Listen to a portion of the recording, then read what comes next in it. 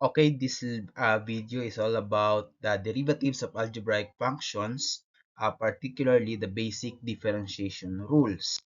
Okay, so the basic differentiation rules are used to solve for the derivative of the function in an easier way because there are formulas that we can use.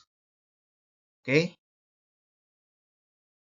so let's have this the objectives. These are the objectives. Okay, so the first rule is the constant rule. So what does this state? So the constant rule states that if k is a constant and f of x equals k for all x, then this d over dx is read as the derivative. So the derivative of k equals 0. Meaning to say, the derivative of a constant is always equal to 0. Okay? So basta constant, alam naman natin yung constant are mga numbers, then yung mga letters naman are variables. So basta constant, its derivative is 0. Okay? Say for example, we have uh, y equals 10. So we know 10 is a constant, therefore its derivative is 0. So y prime equals 0. Next, we have f of x equals pi.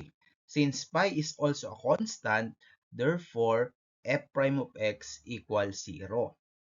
Then the derivative of e squared, since e is a natural number, this is not a variable because this constant has a value of 2.71828. So this is a number, therefore this is a constant. So its derivative is also 0.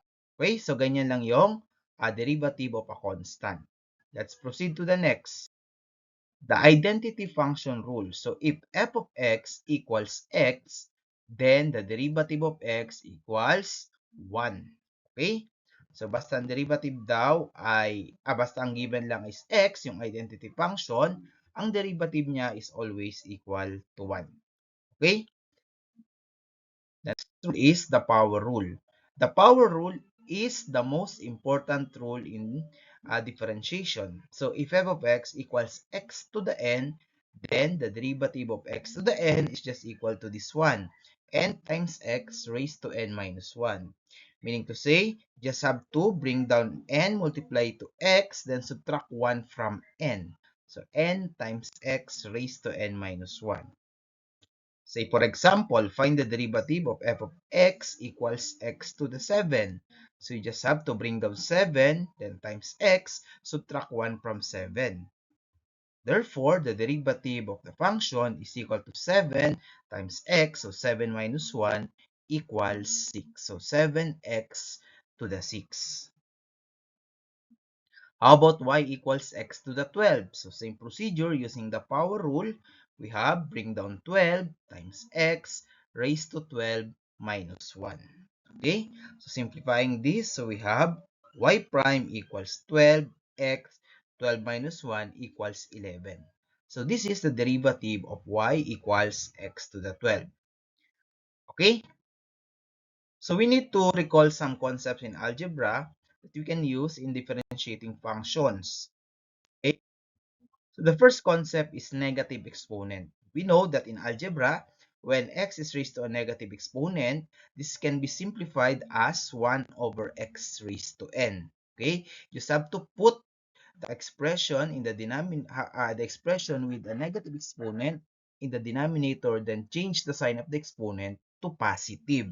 Say for example, if we have x to the negative 5, that is equal to 1 over x to the 5th. Okay? If we have to simplify x cubed divided by x to the 7, that is x. So 3 minus 7, law of exponent. So 3 minus 7 is negative 4. Then x to the negative 4, to simplify this one, that is equal to 1 over x to the 4th. Okay? Concept is fractional exponent. We know that when an expression is raised to a fraction, therefore we can express this in radical. Yung radical is something with square root, fourth root, third, cube root, etc. That is x raised to a over b is just equal to the b root of x to the a. X to the a, meaning to say the exponent of x will be the numerator, then the index or the order, the smaller number here, is just the denominator of the fraction. Example, if we have x raised to 2/3, that is equal to the cube root of x squared. And with the fourth root of a cube is just equal to a raised to 3/4. If we have the square root of x, that is equal to x to the 1/2. When we are talking of square root, the index, so the denominator of the fractional exponent is not written anyway. Okay? Example, find the derivative of y equals square root of x. The first step is you have to transform to exponential form. And we know that the exponential form is equal to y equals x to the 1/2. So, the square root of x is written as x raised to 1/2 in exponential form. Then, since it's already in exponential form, we can now differentiate using the power rule. And that is, y prime equals, you have to bring down 1/2, x subtract 1 from 1/2. Okay, 1/2 times x, 1/2 minus 1. Simplifying this, so we have 1/2 x, so 1/2 minus 1 is just negative 1/2. Then, since we have a negative exponent, we have to simplify this further, and that is equal to y prime equals 1 over 2x to the 1/2. Since x is raised to a negative exponent, we have to put it in the denominator, making the exponent positive. So we can transform this again, x to the 1/2 to radical form, and therefore the final answer will be to fractional form rather, to radical form, correct, sorry.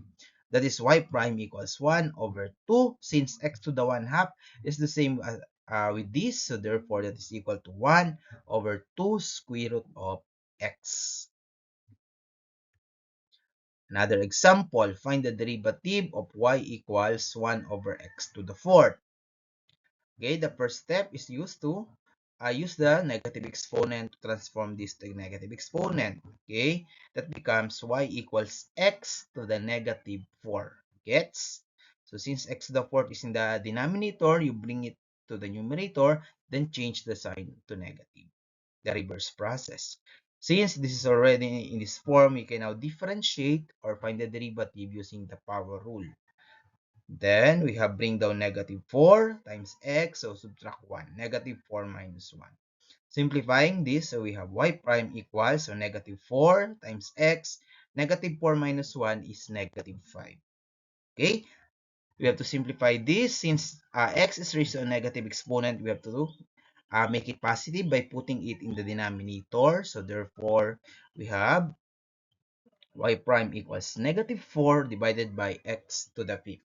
No need to put 4 in the denominator because it is not raised to a negative exponent, but only x. So therefore, the answer is negative 4 over x to the 5th. Okay. How about this one? Differentiate f of x equals 1 over cube root of x squared. By the way, the process of finding the derivative is called differentiation. So, when you are instructed to differentiate, meaning you have to find the derivative. Okay? So just pause the video and try to solve this problem. F of x equals 1 over cube root of x squared. Okay, here is the solution. First of all, we have to transform to fractional exponent, yung nasa denominator. That becomes f of x equals 1 over x raised to 2/3. Then using negative exponent, this becomes f of x equals x raised to negative 2/3. Same with the previous example. Then we can now use the power rule. That is, you have to bring down negative 2/3 times x. So negative 2/3 subtract 1 minus 1. Simplifying this, that becomes f prime of x equals negative 2/3 x. Negative 2/3 minus 1, that is negative 5 over 3. Then, since x is raised to a negative exponent, we have to simplify this by putting x raised to negative 5/3 in the denominator. That becomes f prime of x equals negative 2 divided by 3x raised to 5 over 3. Transforming this to radical form, this becomes f prime of x equals negative 2 divided by 3 times cube root of x to the 5th. Okay, If this is x is raised to the fifth and we have that an index of 3, we can now simplify this further because x to the fifth can be expressed as a product of two factors such that 1 is a perfect cube kasi 3 to, so perfect cube. That becomes negative 2 all over 3 times cube root of x cube times x squared. So the cube root of x cube is just x, you just cancel 3. So matitira si x. So the final answer will be f prime of x equals negative 2 all over 3 x, then cube root of x squared. Take note that 3 is not the exponent of x, but the index or the order, the radical form. Cube root of x squared. Ilabas lang nalabas yung x kasi this is a perfect cube, yung x cube. 3 divided by 3, 1. So x to the 1 na lang. So this is the final answer. Another example. Rather, we proceed to the next rule. The constant multiple rule. So if k is a constant and f of x is a differentiable function, then the derivative of k times f of x is just equal to k times the derivative of f of x. Simply, you just have to uh, yan, put outside yung k, then you just get first the derivative of f of x, and after that, you multiply it to k.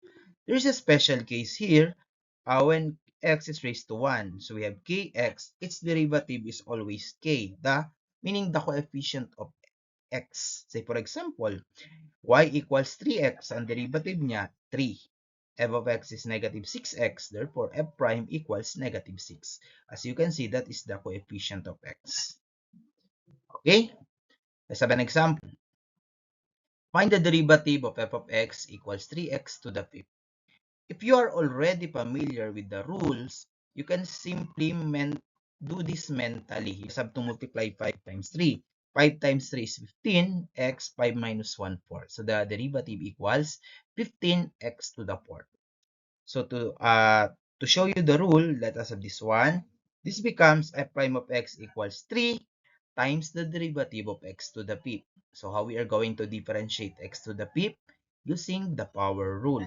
That becomes 3 times, so we bring down 5x, so subtract 1 from 5. 5 minus 1.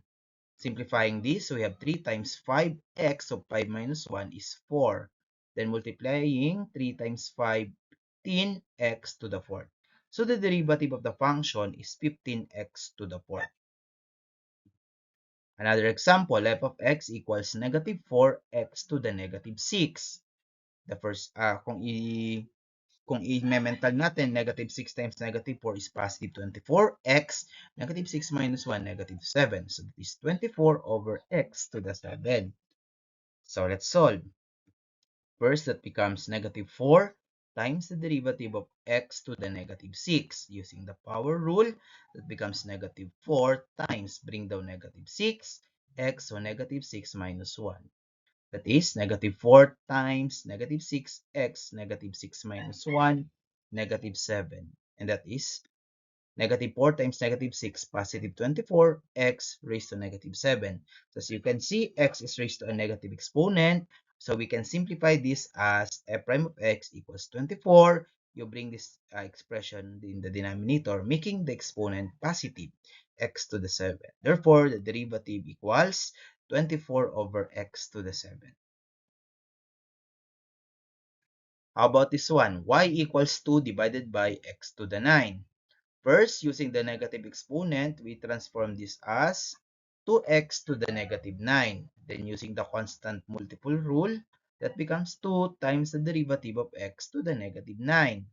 Therefore, we have 2 times, to bring down negative 9, x, so negative 9 minus 1. That is 2 times negative 9, negative 18, x, negative 9 minus 1, negative 10. Therefore, the final answer is negative 18 all over x to the positive 10. So, pause the video and try to answer y equals 7 over 2x to the 4th. Therefore, the answer is y prime equals negative 14 over x to the 5th. Let's proceed to the next rule, the sum and difference rules. So if f of x and g of x are differentiable functions, then the derivative of f of x plus g of x is just equal to the derivative of f of x plus derivative of g of x. For the difference, that is the difference of derivative of f of x minus g of x is just equal to the derivative of f of x minus the derivative of g of x. Example, if f of x equals 5x to the fourth plus 3x cubed minus 6x plus 8, find f prime of x.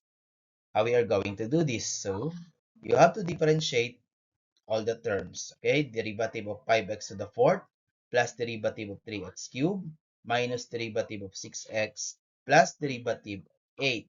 Then, using the constant multiple rule, that becomes derivative of 5 times derivative of x to the fourth. Nilabas yung constant plus 3 derivative of x cubed minus in this case we have a rule that the derivative of this is just the coefficient, right? Which is 6. Then we have derivative of 8. Simplifying further, that is 5 times, so x to the fourth, bring down 4, then subtract 1 kay 4, so 4x cubed, plus 3, so bring down 3, x, subtract 3, 1 kay 3, that is 3x squared. Derivative of 6x is 6, and derivative of a constant is 0. Therefore, the final answer will be 5 times 4, 20, x cubed, plus 3 times 3, 9, x squared minus 6. Okay?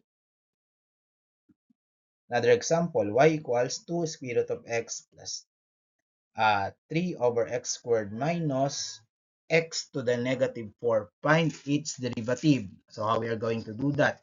So you have to transform first these to fractional exponent, then using the negative exponent, that becomes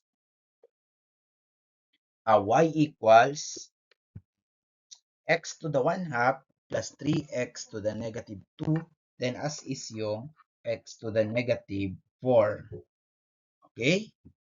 And then we have this one, the derivative of 2x to the 1 half plus derivative of 3x to the negative 2, derivative of x to the negative 4.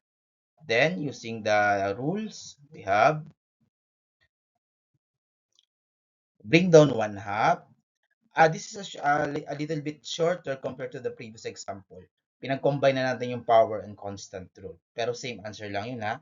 So, bring down 1 half times 2x, 1 half minus 1. In this case, bring down negative 2 times 3x, negative 2 minus 1. Then this negative 4x, negative 4 minus 1. 2 times 1 half, that is 1. That becomes x. 1 half minus 1, negative 1 half. Negative 2 times 3, negative 6. Negative 2 minus 1, negative 3. Negative times negative 4, positive 4. X, negative 4 minus 1, negative 5. Then, negative exponent, so it becomes y prime equals 1 over x to the 1 half, since the exponent here is negative, minus 6, x to the negative 3, so bring it in the denominator, x cubed plus 4 over x to the 5th. Same with this one. So you can see this term, x to the 1 half, can be simplified further as y prime equals 1 over square root of x minus 6 over x cubed plus 4x to the 5th. Yung x to the 1 half becomes square root of x. Yung the principle of fractional exponent. How about for this one? Y equals 5x to the 6 minus 3x to the 4 plus x cubed over x to the 5th. So what you are going to do here is to chop the function. That becomes y equals 5x to the 6 divided by x to the 5th minus 3x to the 4th divided by x to the 5th plus x cubed divided by x to the 5th. So we have y equals 5 over 1. So 5 x 6 minus 5, 1. Then 3x 4 minus 5, negative 1, plus x 3 minus 5, negative 2. So differentiate derivative of 5x, y prime becomes derivative of 5x, that is 5. So negative 1 times negative 3, so positive 3, x, negative 1 minus 1, negative 2. Then Bring down negative 2, x, negative 2 minus 1, negative 3. So y prime equals 5. Baba lang natin yung mga negative. So 3 over x squared minus 2 over x cubed. So yan yung ating derivative. Ayan. So 5 plus 3 over x squared minus 2 over x cubed.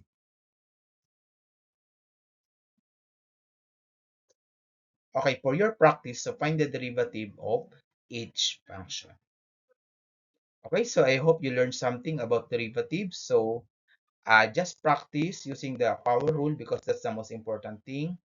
Then later, if you are very much familiar with these rules, so it is easy for you to evaluate for the derivative of the function. Thank you.